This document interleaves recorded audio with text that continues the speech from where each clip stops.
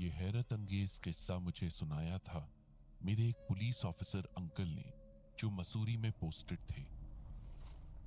11 मई 2015 को मसूरी में इलाहाबाद से एक कपल घूमने आया था अपनी 10th मैरिज एनिवर्सरी के लिए। इलाहाबाद यूनिवर्सिटी के फिजिक्स लेक्चरर संजीव शर्मा और उनकी वाइफ स्नेहा शर्मा। उम्र ज्यादा नहीं थी दोनों की। संजीव 38 का था और स्नेहा 34 की। दोनों में बेइंतहा प्यार था। संजीव पोएट था, स्नेहा के लिए रोमांटिक कविताएं लिखा करता था। तुम मेरे लिए रोज एक कविता लिखा करोगी, 2 लाइन की ही सही, पर लिखोगी जरूर। यही वादा लिया था स्नेहा ने संजीव से शादी की पहली रात को, जिसे वो अब तक निभा रहा था। दोनों मसूरी की खूबसूरत वादियों में हाथों में हाथ डाले एक दूसरे में खोए हुए लेट नाइट वॉक किया करते और संजीव स्नेहा को कविता सुनाया करता। मगर एक शाम उनकी खुशियों को जैसे किसी की नजर लग गई। मसूरी की पहाड़ी से सनसेट के साथ सेल्फी लेते हुए स्नेहा का पैर फिसल गया और वो गहरी खाई में जा गई। देखते ही देखते संजीव की दुनिया उजड़ गई। And just like that, life became a sudden blurb for Sanjeev. A momentary lapse of breathing that seemed it would ironically last his remaining life. His beautiful, lovely wife, Sneha Sharma, was no more. Just like that. Police ने आकर स्नेहा की dead body को नीचे गहरी खाई से recover कराया और फॉर्मेलिटीज के लिए हॉस्पिटल भिजवा दिया। जब बॉडी को संजीव को हैंडओवर किया जाने लगा तो एक बात जिसने सबको हैरत में डाल दिया वो ये थी कि Sanjeev was shouting furiously, "She's not my wife, doctor. ये स्नेहा नहीं है. Where is my wife? Get me my wife." Sanjeev Sneha की बॉडी एक्सेप्ट नहीं कर रहा था। वो कह रहा था, इस बॉडी पर कपड़े स्नेहा के हैं, ज्वेलरी स्नेहा की है, कद काठी स्नेहा का ही है, मगर चेहरा स्नेहा का नहीं है। किसी ने मेरी वाइफ को रिप्लेस कर दिया है। उसका स्टेटमेंट सुनकर पुलिस ऑफिसर भी शॉक्ड रह गए। उस एक्सीडेंट के आई विटनेस, उनके होटल के विटनेस, सभी ने उस डेड बॉडी की पहचान मिसेस शर्मा के तौर पर ही की। मगर संजीव किसी भी तरह मानने को तैयार ही नहीं था कि ये उसकी वाइफ स्नेहा है। सबको लगा शायद उसको वाइफ की डेथ का गहरा सदमा लगा है और वो इस ट्रेजेडी को एक्सेप्ट नहीं कर पा रहा। इसीलिए पुलिस ने उसे समझाने की कोशिश की, उसके सामने प्रूफ रखने की कोशिश की कि वही उसकी वाइफ है। सीसीटीवी के फुटेज, उनके पर्सनल फोटोग्राफ्स, यहां तक कि स्नेहा के आइडेंटिटी प्रूफ पर भी उसका चेहरा वही था जो उस डेड बॉडी का था। उन सबको देखकर संजीव सिंपली फ्रोज। अब से पहले ये चेहरा उसने कभी नहीं देखा था, जो स्नेहा की आईडी प्रूफ पर था, उन दोनों के फोटोग्राफ्स में था। अगर ये स्नेहा है तो वो कौन थी जिसे मैं इतने सालों से देखा करता था?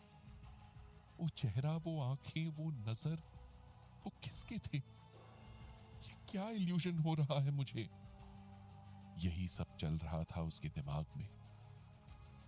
अगले दिन संजीव और स्नेहा की फैमिलीज भी मसूरी आ पहुंची। उनके पेरेंट्स, सिबलिंग्स सभी स्नेहा को उसी चेहरे से पहचान रहे थे, सिवाय संजीव के। स्नेहा का चेहरा संजीव के लिए ऐसी पहेली बन गया था जिसे सुलझाने का कोई सिरा नहीं मिल रहा था।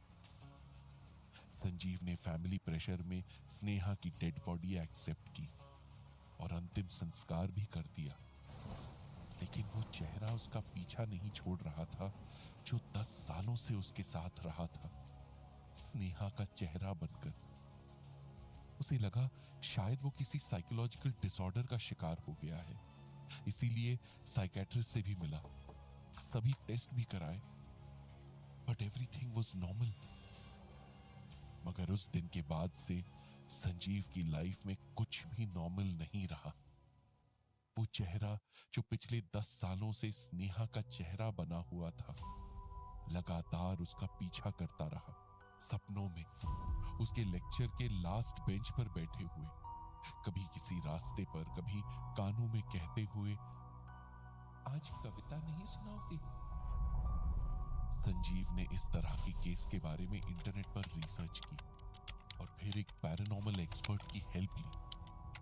उसने अपने घर को किसी भी तरह की एक्सटर्नल एनर्जी, सोल्स और स्पिरिट से क्लीन करवाया, कुछ पूजा पाठ भी कराए। And finally his life was back on track, at least for the time being. एक दिन संजीव को लखनऊ यूनिवर्सिटी गेस्ट लेक्चर बनकर जाना था। वहां उनका एक कॉलेज बैचमेट विकास लाइब्रेरियन था। यूनिवर्सिटी का काम खत्म कर संजीव विकास के साथ उसके घर चला गया। दोनों देर तक अपने कॉलेज के किस्से दोहराते रहे और हंसते रहे। विकास अपनी पुरानी फोटो एल्बम ले आया जिसमें उसके कॉलेज टाइम की बहुत सी फोटोग्राफ्स थी।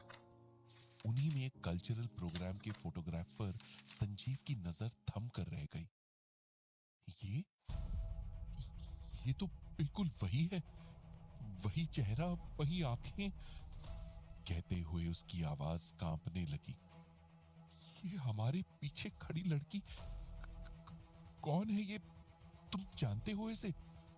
विकास ने फोटोग्राफ में स्टेज पर खड़ी उस लड़की को ध्यान से देखा।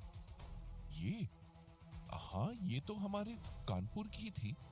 रिचा नाम था इसका, रिचा तिवारी। तुम्हें याद नहीं क्या? 1 साल जूनियर थी हमसे। संजीव चुप रहा। वो बस उस फोटो को घूरता रहा। अरे ये वही है जो पागल थी तुम्हारे पीछे। हर कोई जानता था इस बात को सिवाय तुम्हारे। मैं समझा नहीं, मैंने तो पहले इसे कभी नहीं देखा। विकास को विश्वास नहीं हुआ। कॉलेज में तुम्हें कभी कुछ दिखता ही कहां था अपनी किताबों के सिवाय। तुम ठहरे टॉपर, ऊपर से कवि भी। इसके जैसी तो कितनी लड़कियां तुम्हारे पीछे दीवानी थी उन दिनों।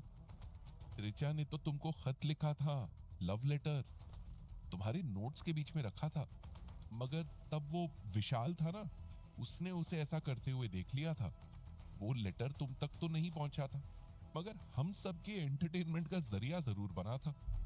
उसमें उसने लिखा था, मरकर भी तुमसे प्यार करती रहूंगी। हम सब खूब हंसे थे उसे पढ़कर।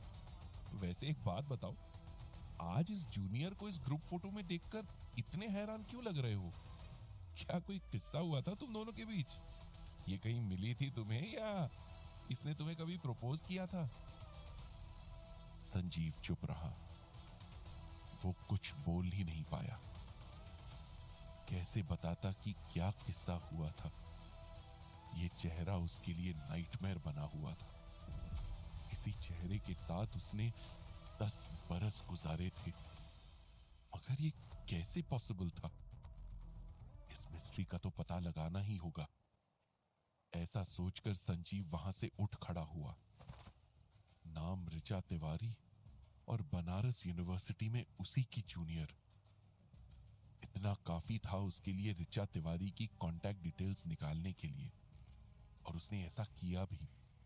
संजीव लखनऊ से बनारस और बनारस से सीधा कानपुर पहुंचा, रिचा तिवारी के एड्रेस पर, जहां वो तो नहीं मिली, लेकिन उसके भैया भाभी आज भी वहीं रहते थे। संजीव उसके घर जाकर हैरान रह गया। उनके ड्राइंग रूम में लगी रिचा तिवारी की फोटो में वही चेहरा था जो इतने सालों तक उसके साथ रहा था। लेकिन उस फोटो पर हार चढ़ा हुआ था। संजीव ने अफसोस जताते हुए रिचा के भैया से पूछा, ये कब हुआ, कैसे? उसके भैया ने बताया, रिचा की 11 साल पहले एक एक्सीडेंट में डेथ हो गई थी। 11 साल पहले? कब? 10 मार्च 2005। ये सुनकर संजीव शॉक्ड रह गया। वो यही सोचता रहा, 10 मार्च 2005, यानी मेरी और स्नेहा की पहली मुलाकात से ठीक एक दिन पहले, और तभी से ये चेहरा मेरे साथ था, स्नेहा का चेहरा बनकर।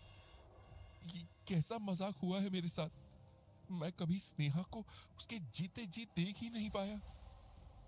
देखा तो बस ऋचा तिवारी को।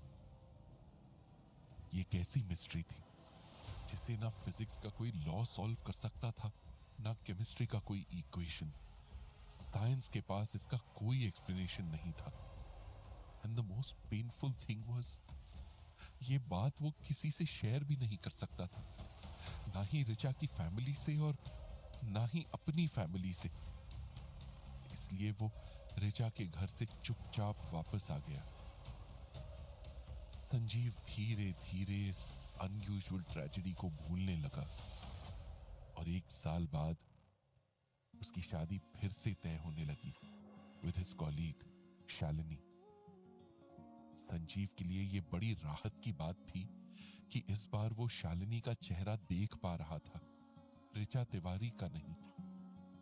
दोनों ने 6 महीने एक दूसरे को डेट किया और फिर बड़े सादे तरीके से एक मंदिर में शादी कर ली। दुल्हन के लाल जोड़े में सजी शालिनी फूलों से सजे कमरे में संजीव का इंतजार कर रही थी। संजीव भी हाथों में एक खूबसूरत गिफ्ट लेकर शालिनी की ओर बढ़ रहा था, मगर एक आवाज ने उसके कदम रोक दिए। कितने दिन हो गए तुमसे कविता सुने हुए। आखिरी कविता तुमने मसूरी में सुनाई थी, हमारी 10वीं वेडिंग एनिवर्सरी पर। 1 साल से ज्यादा हो गया उस हादसे को, मगर आज मैं लौट आई तुमसे कविता सुनने के लिए। सुनाओगी ना?